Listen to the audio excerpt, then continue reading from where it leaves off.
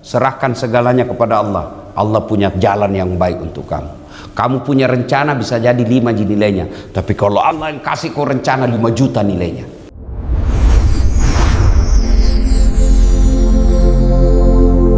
Kenapa Pak Imam bisa mimpin sholat jamaah disebut imam? Kenapa bisa disebut imam?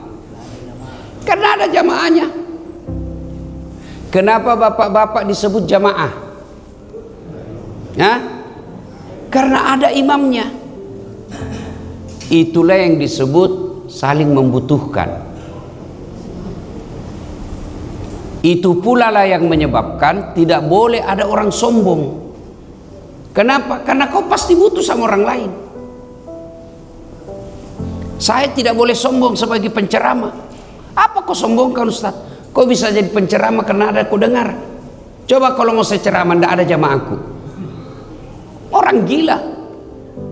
Pak Imam tidak boleh sombong. Kenapa? Ada jamaah. Biar mau mimpin 30 juz hafal mau jadi imam, tidak ada jamaahnya.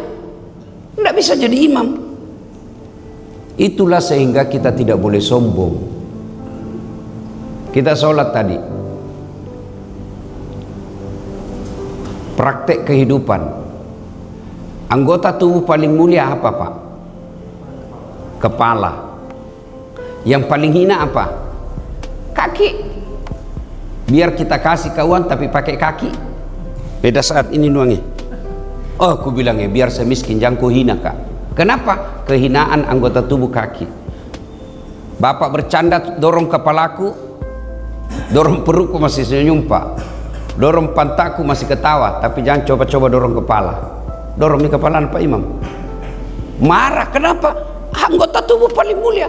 Tapi ketika kau temu dengan Allah, kepalamu yang hebat ini kau nilai, rendahkan seperti kakimu sehina-hinanya. Kenapa? Kau bertemu dengan Zat yang maha besar, yang maha kuasa, Allah subhanahu wa ta'ala. Maka ketika ada orang rajin sholat tapi masih sombong, itu temannya setan. Setan itu diusir dari sorga. Kenapa? Apa sebabnya jin waktu itu diusir dari sorga? Apa sebabnya Bu? Karena sombong. Kenapa? Dia tidak mau sujud.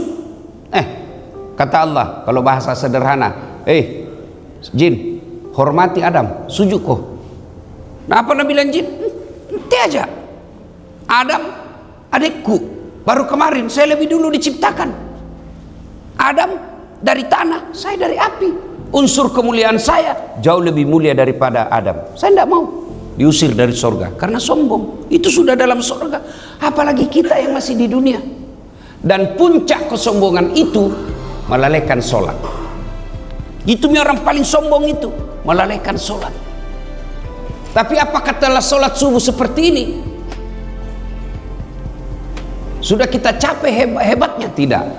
Tidak adalah faedah dunia kita dapat kalau sholat tidak ada nilai-nilai kehidupan yang kita bawa. Itulah sehingga kita orang Islam tiap tahun peringati Isra dan Mi'raj. Apa itu Isra Mi'raj? Nilai-nilai kehidupan di dalamnya. Nilai kehidupan apa? Satu, ibu-ibu, siapa yang tahu bulan Isra-nya Nabi? Bulan berapa Ibu? Kalau bulan dalam Islam, bulan tahun Hijriah disebut bulan apa? Syawal. Bulan Rajab. Sekarang bulan apa Ibu? Ini bulan Isra Mi'raj. Saya ingatkan kembali lagi tentang Isra Mi'raj supaya ada kehidupan di bawah. Bapak-bapak saya mau tanya, ibu-ibu tadi tahu jawab nih bulan Rajab. Saya mau tanya lagi nih bapak-bapak ini, terutama yang sudah muka-muka sakaratil maut nih semua ini. Banyak-banyak nih kuliah ini calon-calon aja. Bapak-bapak saya tanya bulan Rajab itu pada saat Nabi Isra Mi'raj disebut bulan apa? Tahun apa? Tahun apa? Bukan ibu-ibu, bapak-bapak saya ini. Mana lebih pintar ibu-ibu bapak-bapaknya? Tahun apa Bu? Tahun apa Pak? Tahun duka cita. Tahun bersedih. Kenapa nak bersedih Nabi? Meninggal di 2 orang sayang. Khadijah dengan pamannya Abu Talib. Sedih, maka Allah panggil Isra Miraj, dikasih hadiah. Apa hadiahnya untuk menutup kesedihannya? Perintah puasa? Bukan.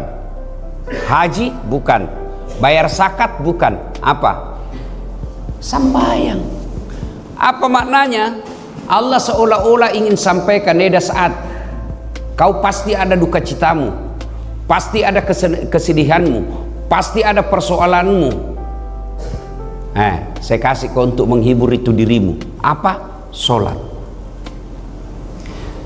Jadi kalau kuliah ini muka ini masih pagi-pagi, muka penuh masalah semua ini. Iya toh, masalah. Ada masalah bertengkar sama istrinya, ada masalah banyak utangnya, ada masalah yang cicilannya sudah jatuh tempo, ada kontrakan rumah, ada anaknya nakal, ada suaminya mau kawin lagi, macam-macam. Semua bohong itu kalau tidak ada masalah, Pak. Tidak ada orang tidak ada masalah, Pak. Kurang apa mulianya Nabi? Kurang apa mulianya Nabi? Kira-kira ada di sini kala ibadahnya Nabi? Tidak ada. Nabi tidak pernah lepas baca Quran. Nabi tidak pernah lepas Senin Kamis. Nabi tidak pernah lepas tahajud. Nabi tidak pernah sakiti tetangganya. Nabi tidak pernah bohong. Nabi tidak pernah ingkar janji. Nabi tidak pernah makan uang haram. Tapi ada juga masalahnya dalam rumah tangga. Difitnah Aisyah selingkuh. Pernah 3 hari 3 malam tidak makan. Ayo. Apalagi? Diusir dari kampungnya. Diusir dari kampungnya, Pak. Bukan dibully. Kalau kita baru dibully sedikit di medsos mengamuk maki. Tapi bukan dibully. Diusir dari kampungnya, beberapa kali mau dibunuh.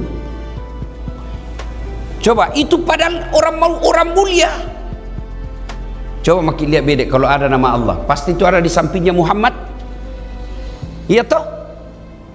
Tidak pernah dasat Muhammad, dasat Allah. Tidak. Ya salah kita dapat Allah Muhammad, Allah Muhammad. Begitu mulianya Nabi. Tapi apa Nabi tidak ada masalahnya? Banyak masalah juga, Pak. Apalagi kita. Ada orang ustaz, baik namun sembayangku, kenapa banyak sekali masalah aku ini ustaz?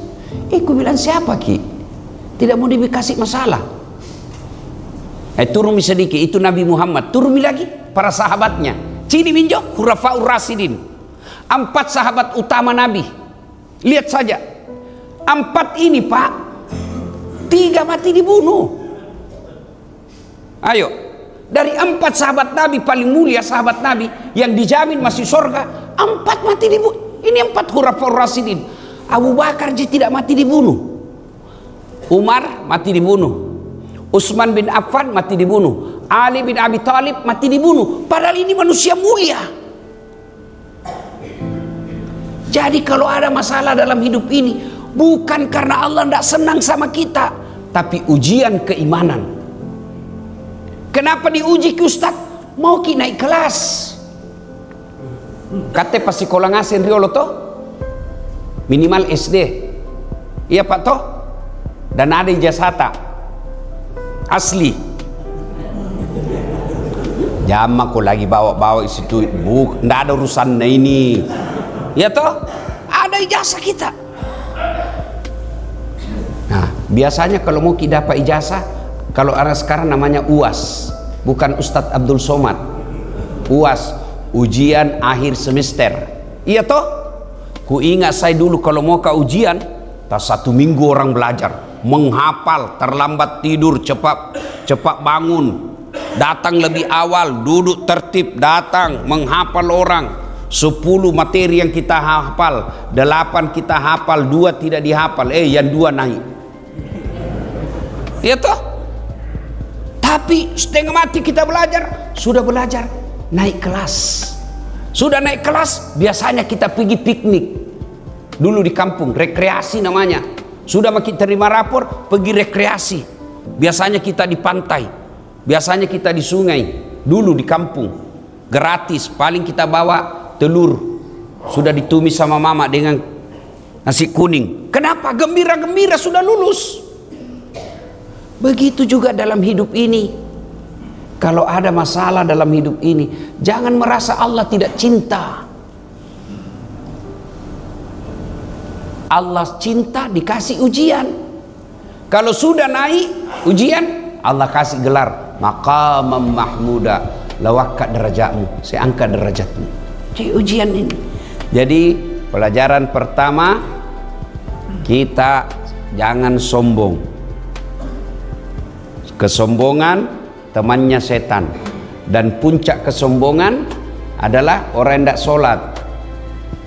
Sholat ini Allah berikan fasilitas sholat untuk menghibur kita yang lagi penuh masalah. Jadi ibu-ibu, kalau ada masalah tak, jangan kita cari apa sebabnya, lebih perbaiki sholat. Sembahyang aja ini Ustaz. Barangkali sholat tak belum ikhlas, ya, masih tidak ikhlas. Maksudnya apa Ustaz?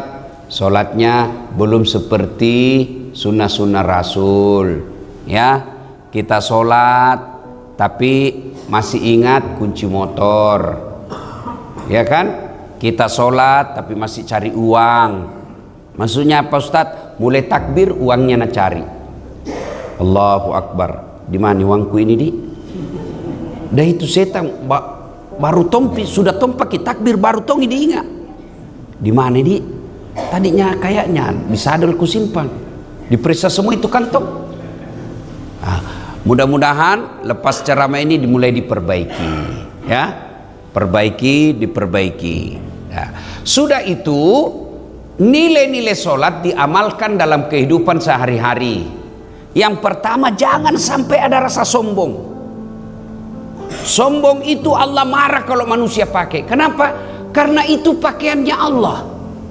Kesombongan itu hak prerogatif Allah. Maka Allah dalam 99 Asmaul Husna, satu di antara namanya Al-Mutakabbir, yang maha sombong. Kenapa? Karena hanya Allah yang tak memiliki, tak memerlukan apapun, yang tak tergantung kepada siapapun. Kalau kita, apa yang kita mau sombongkan? Ya, tidak ada.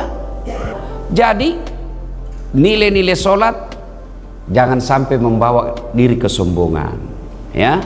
Nah, yang berikutnya, nilai-nilai sholat dalam kehidupan kita pelajari dalam Isra Mi'raj. Jangan sampai ada di antara kita itu hobi aklil haram, suka memakan barang haram, ya. Bisa jadi doa-doa kita tidak diijabah oleh Allah Subhanahu wa taala. Kenapa? Karena masih kita konsumsi barang haram itu. Barang haram yang dimaksud bukan babi, bisa jadi ayam, tapi cara memperolehnya tidak halal. Ayam, betul ayam, tapi cara memperolehnya apa? Dengan cara menipu. Bisa jadi dia makanan halal, nasi, tapi cara memperolehnya haram. Nah ini biasa, misal lewat mie, tapi mudah-mudahan tidak lagi uang pilkada. Nah biar orang haji ke masjid nambah tonji uang pil caleg, ya toh. Begitu ditegur, nah bilang apa? Ini bukan serangan fajar Ustaz, ini sedekah subuh. Kalau masih sering itu begitu, lihat mi hasilnya sekarang. Lihat hasilnya sekarang, anggota dewan tak. Nah itu saya ingat, itu Tommy je enaknya jadi rakyat biasa Pak. Itu Tommy enaknya jadi orang miskin. Kenapa enak Ustaz? Satu, tidak punya potensi sombong. Apa mau disombongkan, miskin ki? Kalau orang kaya sombong temannya setan. Tapi kalau orang miskin sombong, bukan lagi temannya setan, dia sudah jadi setan. Ya, itulah enaknya jadi orang miskin, tidak punya potensi sombong. Yang kedua, lebih taat beribadah. Coba, Angkat kibedek tangan tak yang ada warna 5 miliar di sini. Tapi coba kibedek yang ada hutannya di sini. Coba bayangkan. Yang ada uangnya 5 miliar, upak puna sambayan subuh. Ya toh? Syukur sekali kalau sambayan subuh mana mau terlambat. Rata-rata orang yang punya tabungan 5 miliar tidak pernah kita datang berjamaah dilihat di masjid. Lihat nih semua ini, muka-muka pensiun ini semua. Iya toh? Muka-muka yang susah warna semua ini kulihat. Kakak tarik tuh orang kaya sama orang miskin. Mulai dari mukanya dilihat memang ya, muka banyak masalah ini Pak. Itulah enaknya kita jadi orang miskin. Kita datang berjamaah. Tapi hebatnya tonsi orang kaya, dia gampang masuk surga. Kalau apa? Kalau dia sedekah. Itu tuh, itu kelebihannya. Allah masing-masing kasih amal. Namanya pastabikul khairat. Ambil mako berlomba-lomba mako. Orang miskin datang kau berjamaah supaya jamaahmu bawa kau masuk surga. Orang kaya kau tidak datang berjamaah tapi bersedekah kau. Karena kalau kau tidak sedekah, tidak ada pintumu masuk surga yang lebih gampang.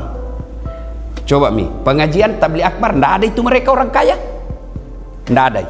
Iya toh? Gotong royong, tidak ada juga itu.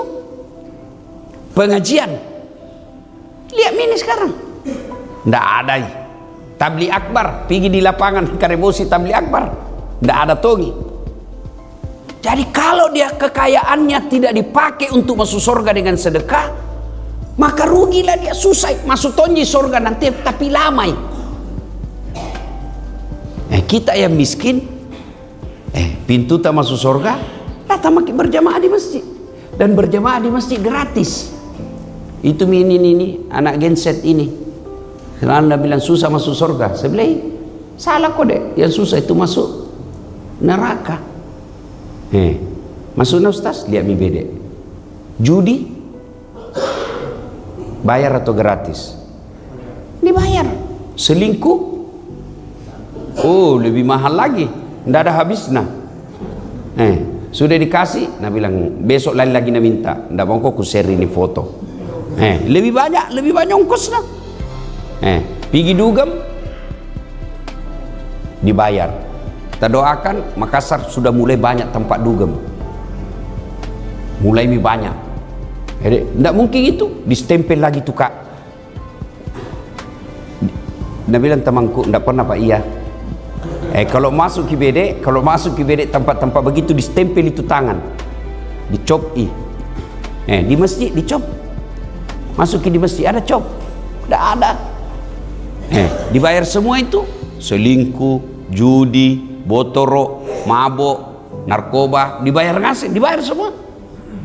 Sembayang gratis, berjamaah gratis, mengaji gratis, naik haji kalau mampu apa kok. Dan itu pintu masuk surga. Maka kita orang miskin, pintu cepatnya masuk surga dengan menghadiri kebaikan-kebaikan. Orang kaya pintu masuknya cepat surga bersedekah. Karena kalau bukan itu susah dia. Tidak pernah datang pengajian, tidak muncul di tabligh akbar, tidak datangi berjamaah, tidak datang di masjid malam Jumat baca Yasin. Kalau kita orang miskin Nah kalau kita sudah miskin tidak tongki datang di masjid. Orang kaya tidak datang di masjid, enak makannya, bagus rumahnya, mobilnya mewah. Mana mau nanti di akhirat di blender ki. Tapi dia minta wajah gona di dunia, tapi kateng ngontrak tomaki, bocor-bocor rumah, sempit, istri jelek, suami sakulu, anak balala. Lalu ndak sembahyang lagi. Di dunia sengsara, di akhirat lebih-lebih. Kalian, saya masih bicara tentang Isra dan Mi'raj ini kan. Nah, Isra dan Mi'raj itu ada dalam surah Al-Isra, juga disebut surah Bani Israel. Allah memulai dengan kalimat Subhana, Maha Suci Allah. Banyak Al-Quran bercerita tentang peristiwa-peristiwa sejarah, Tapi sedikit sekali Allah memulai dengan kalimat subhanallah. Coba, Al-Quran berbicara tentang penciptaan Nabi Adam yang tidak ada bapaknya, tidak ada ibunya. Kalau Nabi Isa bapaknya tidak ada. Kalau Nabi Adam bapaknya tidak ada, ibunya juga tidak ada. Nah, Al-Quran berbicara tentang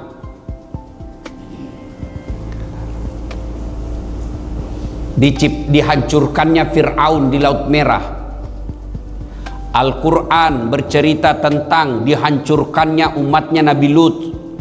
Al-Quran berbicara tentang Nabi Sulaiman yang dipindahkan istananya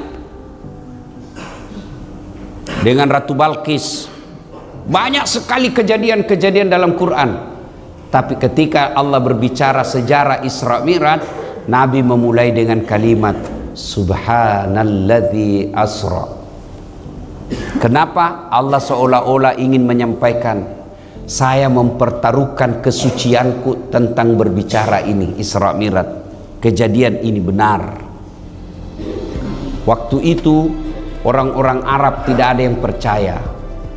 Bahkan Nabi oleh pamannya sendiri, dia bilangnya gila mini Muhammad. Kenapa Pak? Karena waktu itu orang dari Mekah ke Palestina, kendaraannya yang paling cepat naik onta. Berapa waktu yang dibutuhkan? 1 bulan pergi, 1 bulan pulang. Berarti PP 2 bulan. Itu hanya dari Makkah ke Masjidil Aqsa. Ini Nabi dicerita dari langit juga. Mereka tidak percaya. Kenapa? Karena dia pakai otaknya, otak manusia. Dia tidak percaya, dia tidak menggunakan bahwa kejadian Isra Mi'raj itu kehendaknya Allah. Nah, coba kalimat berikutnya, Subhanalladzi asra. Maha suci Allah yang telah memperjalankan. Apa yang disebut memperjalankan, Pak? Bahasa Bugisnya napajokka ya tanah, napalaleng ya tanah. Maksudnya apa itu? Berarti kalau diperjalankan, berarti bukan Nabi yang jalan. Ya, napajokkai. Berarti bukan Nabi yang jalan, tapi siapa? Allah yang memperjalankan. Supaya gampang ini, selalu saya kasih contoh. Diundanglah saya pergi Jakarta ceramah. Saya berangkat pesawat jam 6.30, setengah 7 pagi. Sudah sembahyang subuh pergi Mak. Saya ambil bajuku di kamar pakai jaket. Saya tidak tahu ternyata ada semua ikut di jaketku. Tuh. Nah, naik pesawatlah saya dari rumah ke bandara naik mobil. Dari bandara ke Jakarta naik pesawat 2 jam.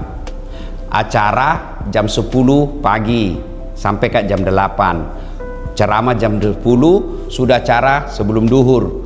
Jam 1 terbang lagi balik ke Makassar sampai ke jam 4. Begitu sampai di rumah maghrib, saya taruh jaketku.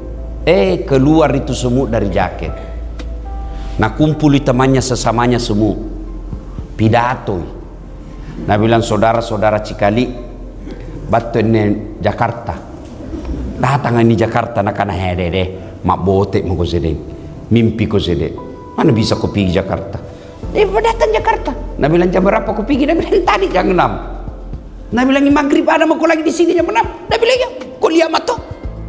Nah, bilang teman pak kepala talam aku sedek.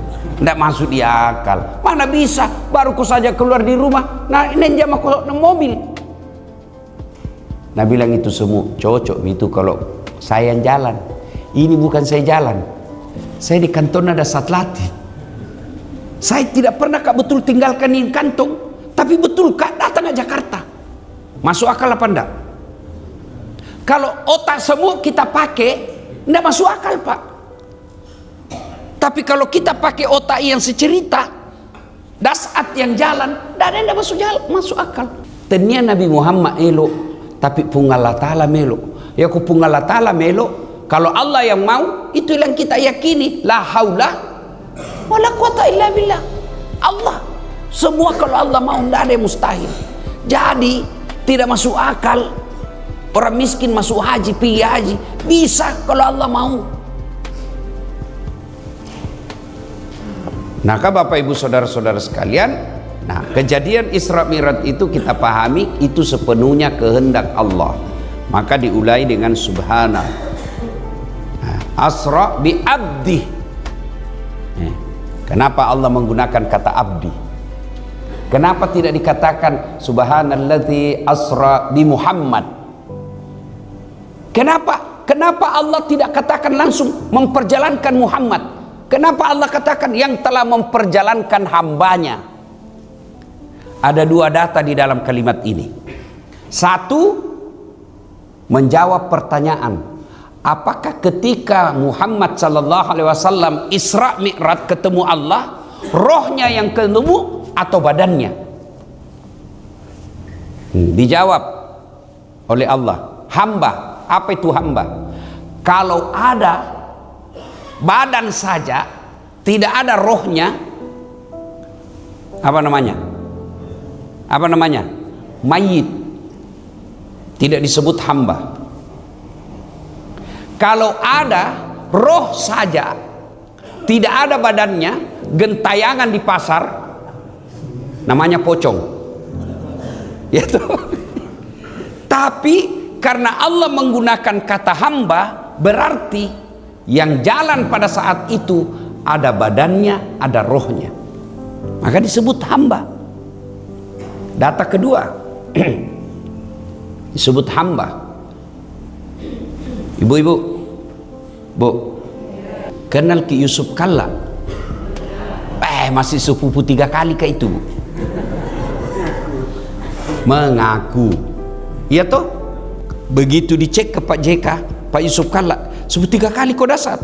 Sambaran ton bilang itu. Iya toh? Allah menyebut Nabi hamba. Berarti Allah yang sudah mengakui Muhammad sebagai hamba.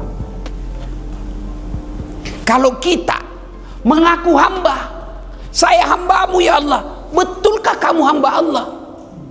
Betulkah kamu hamba Allah? Yang ada hamba dunia, yang ada hamba jabatan. Kalau kau hamba Allah, as-salatu khairum minan naum, salat lebih baik daripada tidur. Kau datang karena kau hamba. Tapi ini kan tidak. Salatu khairum minan naum, mengganggu tong itu azan. Talekan cewek masih 10 menit subuh nak kasih mengaji itu masjid, nak kasih wih nak ganggu-ganggu ki. Hamba Allah tuh bukan itu. Kalau kau hamba Allah, kau tidak menghalalkan segala cara kecuali yang diizinkan Allah. Tapi kau hamba jabatan. Apa maksudnya? Sekali nak mau jadi kepala dinas, segalanya nak jilat. Mana pantak na orang na jilat tong, mana anu salah na bela tong. Itu penjilat itu namanya. Bukan kau hamba Allah, tapi hamba kekuasaan.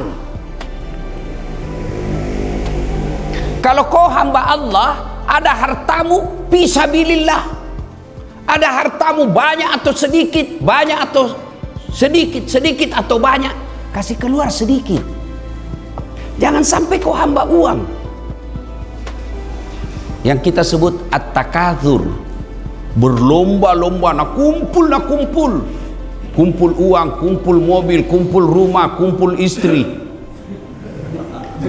Kenapa kita ketawa? Jangan banyak bicara, itu poligami. Apa mau poligami? Nah, istri tak saja pegang remote, tidak bisa makin ganti televisi. Pacetong. Dia bilang kita ya Ustaz, saya singa di rumahku saya, tapi singa sirkus. Dia singa Pak, tapi lihat kalau sudah di sirkus sih disuruh lompat di api. Begitu maki kita Pak, singa memang, tapi istri tak pemilik sirkus. Ini apa? Kalau kau hamba Allah, ada harta Allah kasih, Allah perintahkan, sedekah fisabilillah. Jangan sampai kita hanya menjadi hamba harta. Nah, Bapak Ibu saudara-saudara sekalian, Ini saja tausiah kita, mudah-mudahan ada manfaat. Ya, saya dulu Bu kontrak di sini Jalan Harimau. Ada masjid di situ Baitul Aman. Apa sih di situ ada lorong 77A?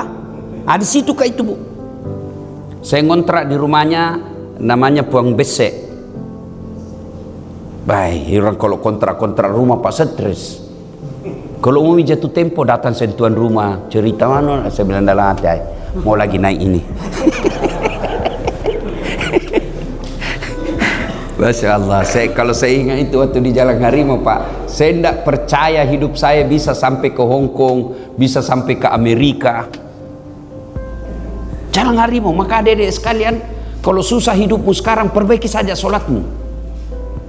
Perbaiki saja sholatmu, jangan mau kau cari muka sama manusia. Makin kau cari muka sama manusia, makin hina kita Pak. Makin kita kejar dunia, makin hina kita. Dan saya sudah buktikan itu, sudah kulewati semua itu. Bagaimana itu mencatat honor, bagaimana itu pilih-pilih honor, bagaimana itu pilih-pilih masjid, sudah kulewati. Tapi makin sengsara perasaanku. Belum saja. Tanya maki semua masjid yang pernah saya tempati ceramah di Makassar setelah saya populer, ada ndak pernah saya minta honor? Ndak pernah saya ambil itu honornya kalau masjid, lorong-lorongan, ndak pernah. Orang kaya baru ku ambil honornya. Kenapa? Karena saya pikir ada hakku di rumah orang kaya. Jadi adik-adik yang susah hidupmu jangan kau putus asa, sembahyang kau saja. Saya sudah buktikan itu Jalan Harimau. Waktu rusuh ini di sini, itu ada kan juga di sini. Tapi kuliah-lihat aja. Waktu di Jara ini kodong Ngarini dulu namanya nih di Biskop. Itu ada di sini. Itu dulu rumah sakit Dadi, tempat orang gila. Di situ toh, pergi ke sana kita tahu. Ku aja bicara lama-lama, ternyata penghuni. Di situ. Kalau ada orang mau ditelepon teman, tak pikir di situ rumah sakit Dadi, ada di situ namanya TU, telepon umum. Iya toh, paling setengah mati kalau orang pacaran di depan tak. Lah mana tuh, banyak nak koin nak kasih sedia. Beli kau telepon sendiri kau pacaran. Apa? Jalan kaki orang pergi di kalau mau Panyuki, ada datang ustaz kondang. Jalan kaki saya Pak dari Jalan Harimau. Kalau datang Senudin Nemset, Manarul Hidayah. Datang itu Iskandar Eski, kalau datang itu di Mas Panyuki, Majelis Taklim Panyuki 3 Utama, jalan kaki orang dari Jalan Harimau. Nontonlah saya paling belakang. Saya bilang deh, enak nur kalau jadi ustaz. Sekarang alhamdulillah jadi ustaz Kak Pak. Alhamdulillah. Ini Jalan Harimau. Saya sering juga dulu tarawih di sini. Karena kalau sekarang Jalan Harimau kan cepat sekali biasa berjamaahnya tuh mau kat tanan-tanan di sini Kak datang sini. Ini masjid ini. Dari dulu modelnya begini panjang-panjang. Alhamdulillah ya. Jadi adik-adik sekalian ini yang menghafal-hafal di sini jangan putus asa. Jangan kau kecewa, jangan kau sakit hati, jangan kau banding-bandingkan hidupmu dengan orang lain karena Allah punya rencana sendiri. Iya toh? Nabi iya, tapi pernah kau dulu ikut pilwali Ustaz? Masih ingat kita? Pilwali 2014 dikalah enggak? Cuma suaranya itu yang menang lebih banyak. Nah bilang Tuhan jamah kau jadi pejabat dasar. Setengah mati kau cari muka, setengah mati kau hormat. Datang gubernur hormat kau sede, datang presiden hormat kau sede, datang jenderal hormat kau sede. Sekarang jadi ustaz, mereka semua yang hormat sama saya. Ya dedek sekalian ini yang hafal-hafal sini ya. Hidup kau baik, serahkan segalanya kepada Allah. Allah punya jalan yang baik untuk kamu. Kamu punya rencana bisa jadi 5 nilainya, tapi kalau Allah yang kasih kau rencana 5 juta nilai. Ringkas, Nabi lagi berduka, ditinggal istri, ditinggal paman. Allah kasih hadiah apa? Allah kasih hadiah apa? Bukan haji, bukan zakat, bukan sedekah, tapi apa Allah kasih? Apa Allah kasih? Sholat. Berarti ibu bapak saudara-saudara sekalian, ketika ada masalah dalam hidup ini, perbaiki sholat. Karena Rasulullah ketika berduka, Allah kasih perintah sholat sebagai hiburannya. Mana ada manusia yang tidak ada masalahnya di sini? Mana ada manusia yang tidak ada masalah sekarang? Nih, depan saya nih. Ini muka-muka penuh masalah semua saya lihat ini. Ayo. Berarti bukan masalah itu masalah kita. Masalah kita bagaimana cara mengatasi masalah itu. Ada rumah tangga, krisis kasih sayang. Ekonomi bagus, keuangan mapan, rumah mewah, semua kamar ber-AC, pembantunya sesuai dengan jumlah anaknya, kendaraannya sesuai jumlah keluarganya. Tapi Allah memberi masalah apa? Krisis kasih sayang. Duit terpenuhi, kebutuhan ekonomi tercukupi, tapi suami istri tidak pernah rukun.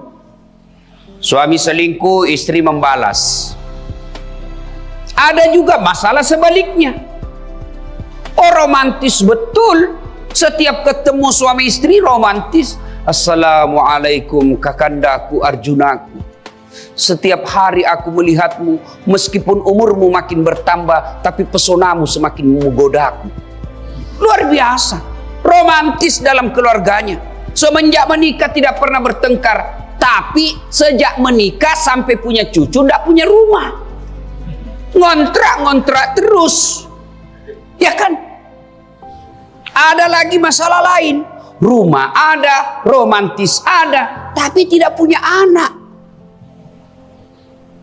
Ada lagi banyak anaknya, tapi tidak punya rumah. Macam-macam. Apalagi zaman corona sekarang. Kemana-mana kita dipaksa pakai masker. Yang selama ini budaya kita ketemu jabat tangan, cipika-cipiki, semua itu tidak bisa lagi sekarang. Selama ini kita sholat jamaah, bersapnya-sapnya dirapatkan. Ada corona kita diminta lagi untuk tidak rapatkan sap. Masalah. Selama ini dagangan kita laris manis, tiba-tiba masuk corona, bermasalah kita punya dagangan. Nah, ketika masalah ini muncullah, Allah tidak perintahkan kita das'at. Ketika ada masalahmu, kau jadi dokter dulu. Das'at, ketika ada masalahmu, kau jadi anggota dewan dulu. Ketika ada masalahmu, kau jadi pengusaha dulu. Tidak.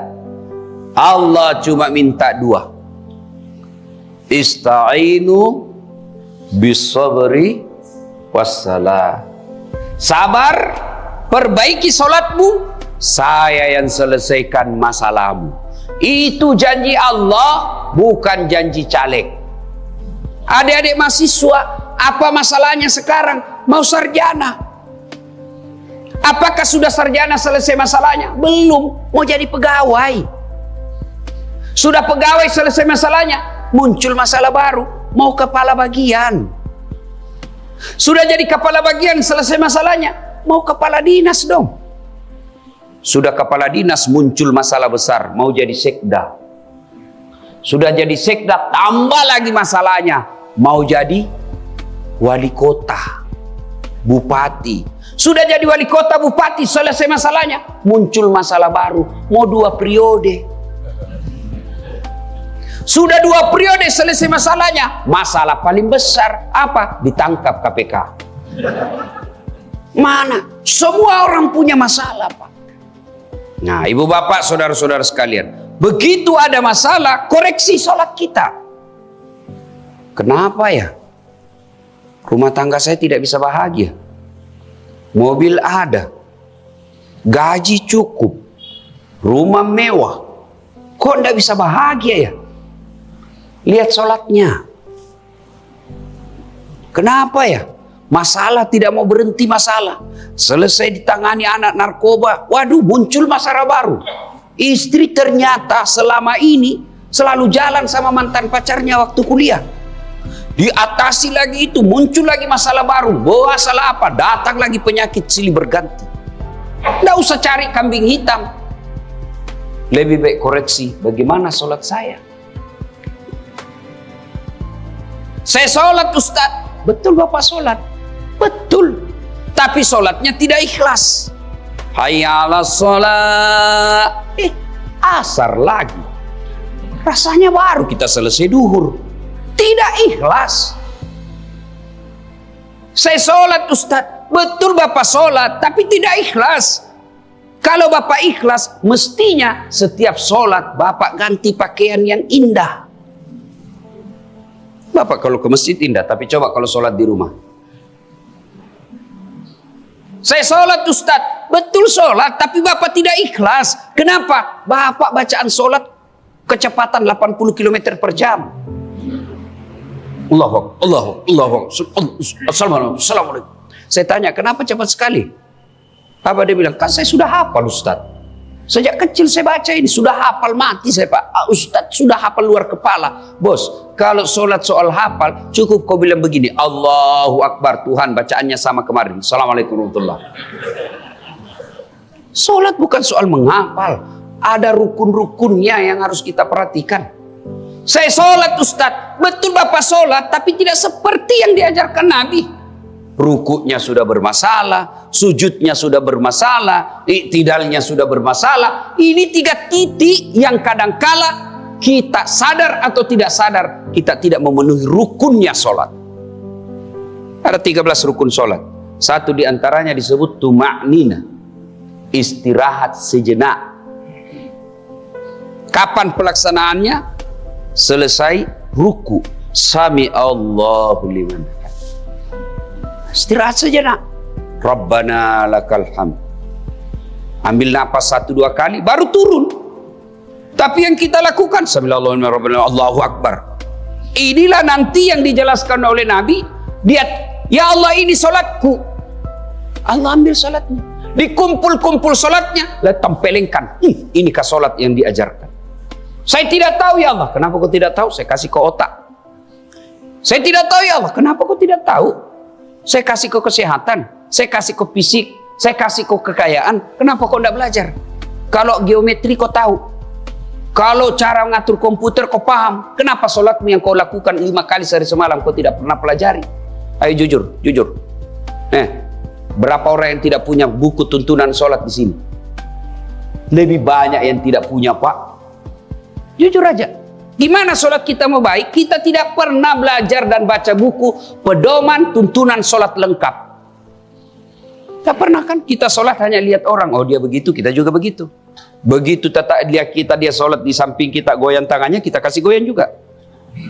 Karena dia sudah tua, lambat dia goyangnya, kita masih muda dikasih kencang. Ya kan? Baca seperti tidak ada pedoman. Maka ibu bapak saudara-saudara sekalian, ada masalah, perbaiki sholat. Tapi itu Ustaz, tetangga saya tidak pernah sholat. Wih, baik betul ekonominya. Mantap Ustaz. Lancar aja semua urusannya. Itu yang bapak lihat. Tapi yang bapak tidak tahu, 3 anaknya. 1 pengedar, 1 pengisap, 1 kawin lari di bawah bandar. Memang kita lihat rumahnya bagus, padahal dia tidak sholat, betul. Tapi anak gadisnya, usia SMA, subuh baru pulang, jam 3 dini hari lompat pagar. Memang kita lihat dia bagus rumahnya, mewah mobilnya, tapi dalam rumah tangganya tidak ada saling menghormati antara anak kepada orang tuanya. Suami kepada istrinya, istrinya tidak hormat kepada suaminya. Memang, sukses segala bisnisnya. Tapi apa yang kita tidak tahu, banyak duitnya, tapi tidak ada bisa dimakan. Dilarang makan nasi. Bayangkan kalau kita sudah dilarang makan nasi, Pak, apa enaknya? Duitnya 7 miliar, dilarang makan nasi. Dilarang makan daging. Dilarang makan lemak. Dilarang makan gula. Dilarang makan yang pedes-pedes. Apa aja bisa dimakan? Ubi rebus. Duit 7 miliar. Dilarang segala-galanya. Begitu dia berhadapan meja makan, asam urat, kolesterol, tidak ada bisa dimakan Pak. Duitnya 7 miliar. Mobil harga hampir 2 miliar tapi tidak bisa dinikmati. Siapa nikmati Pak? Drivernya. Dia naik mobil baru 5 menit sudah stres. Hati-hati. Kanan. Rem. Itu sudah azab Allah. Kenapa? Periksa sholat. Apa anda usah bangga kalau anaknya pandai bahasa Inggris tapi tidak tahu sholat berjamaah di masjid. Oh, hebat betul anaknya Ustaz. Kenapa hebat? Oh, pintar bahasa Inggris. Apa hebatnya? Banyak yang begitu. Iya kan Ustaz, banyak. Tidak percaya, Bapak ke Inggris. Di Inggris, anak-anak di sana Pak, bahasa Inggris semua Pak. Allah, demi Allah, benar Pak. Tapi suruh bahasa Betawi. Hebat dia pintar bahasa Korea. Untuk apa bahasa Korea? Pintar bahasa Inggris. Untuk apa bahasa Inggris? Memangnya ini bapak-bapak kalau meninggal, anaknya berdoa pakai bahasa Inggris. Hah? Mentang-mentang dia dari luar negeri kuliah, hafal betul bahasa Inggris. Kalau berdoa dia berdoa, oh my God, please help me my mother.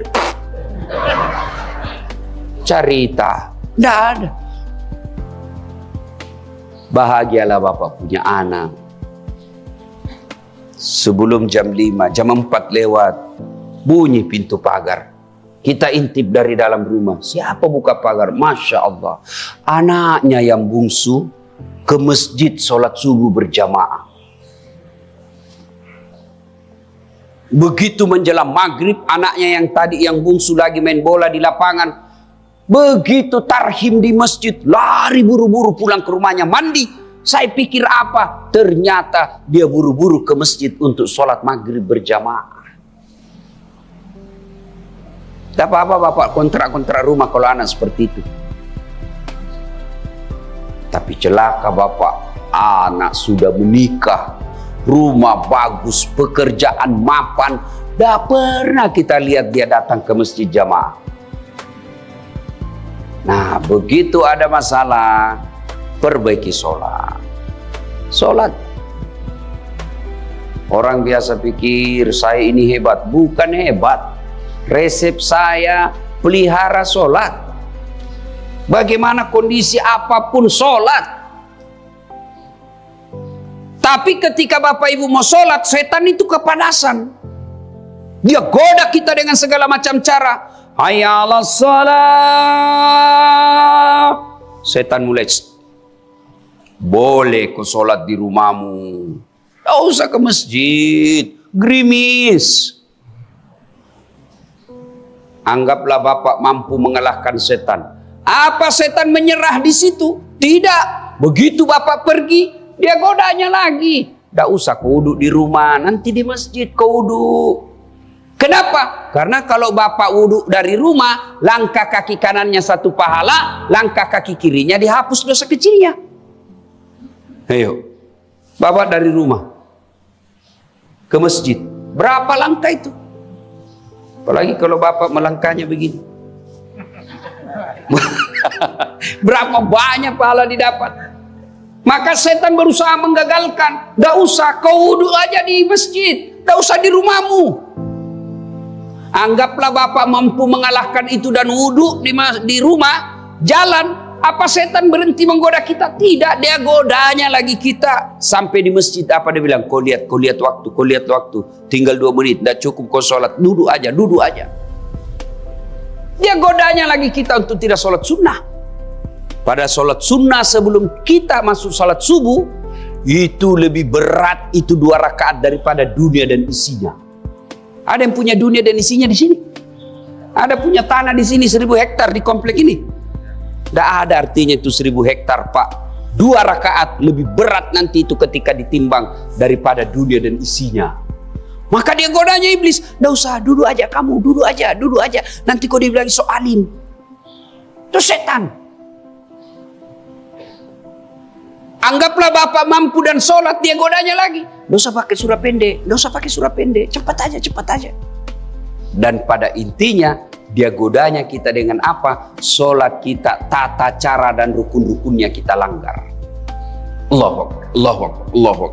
Anggaplah Bapak bagus bacaannya, baik gerakannya. Apa setan dan iblis menyerah? Enggak, dia goda. Assalamualaikum warahmatullahi. Muncul, saya paling alim di masjid ini. Kena kita apa? Sombong. Itulah setan. Nah, ketika Bapak mau sholat, mintalah perlindungan kepada Allah. Apa biasa alasan kita tidak mau sholat? Coba ngomong. Coba apa alasannya, Pak? Apa biasa orang tidak sholat? Ustaz, dia kaya jadi dianggap. Ada yang kalah kaya Nabi Sulaiman? Ada kalah kaya Nabi Sulaiman? Sepanjang perjalanan manusia belum pernah ada yang kalah kayanya Nabi Sulaiman alaihissalam. Diriwayatkan kerikil rumahnya Pak emas. Kaya tetap beribadah. Saya sakit Ustaz. Ada yang kalah kaya sakitnya Nabi Ayub alaihissalam? Apa beliau tidak sholat? Beliau tetap sholat. Ibadah. Coba. Kita baru influenza. Aduh. Pertama ini tidak bisa sholat. Saya sakit Ustaz. Sariawan. Ya silakan sholat sariawan. Ayo. Baik. Allah tahu Bapak lagi sakit. Ya ketawa saya serius ini bos. Apalagi? Saya cakep Ustaz, selebriti terkenal. Ada kala cakep itu Nabi Yusuf. Itu Nabi Yusuf alaihi salam. Begitu cakepnya, ibu-ibu tukang gosip waktu itu dikasih bawang. Tahu bawang ibu? Lalu dikasih pisau. Suruh iris-iris itu bawang. Sudah lagi diiris-iris. Cup, lewat cup. Ucup lewat. Yusuf alaihissalam lewat. Ini ibu yang ngiris bawang terpesona. Masya Allah, ini mah bukan manusia, ini malaikat. Begitu terpesonanya dengan cakepnya Nabi Yusuf, dia tidak sadar dia iris tangannya. Ada enggak orang bisa ngiris tangan lihat orang gagah di sini?